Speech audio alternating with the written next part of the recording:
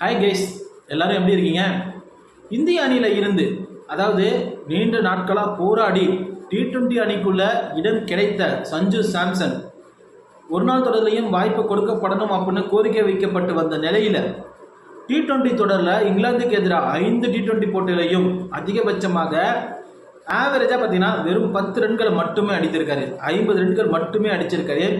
இனி இதற்கப்புறம் வரக்கூடிய எந்த ஒரு T20 தொடர்லையும் சஞ்சு சாம்சனை சேர்க்கக்கூடாது அப்படின்னு கௌதம் கம்பீரிடம் ரொம்பவே ஸ்ட்ரிக்டாக சொல்லியிருக்காராம் அஜித் அகர்கர்.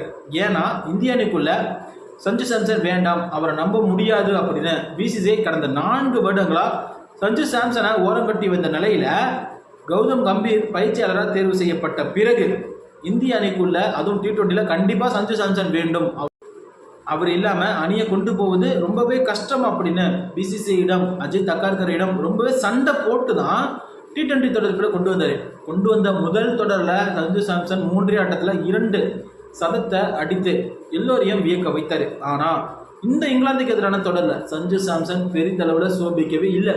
அதுவும் முதல் 3 T20 போட்டியில் ஆர்ச்சருக்கு எதிராகவே பவுன்சர் பாலை ஃபேஸ் பண்ண முடியாமல் அவுட் ஆகி வெளியேறினார். 4-5 போட்டிகளில் சிறப்பாக விளையாடுவோன்னு எதிர்பார்த்தோம். ஆனால் கடைசி வரைக்கும் சஞ்சு சாம்சன் விளையாடவே இல்லை.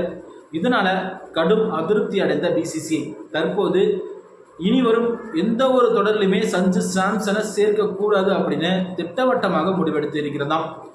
இதுதான் தற்போது அனைவரையும் அதிர்ச்சி அடைவே செய்து இருக்கிறது. இது போன்ற கிரிக்கெட் தகவல் உடனுக்குடன் தெரிந்து கூட நம்ம சேனலை மறக்காமல் சப்ஸ்கிரைப் பண்ணிடுங்க. நன்றி.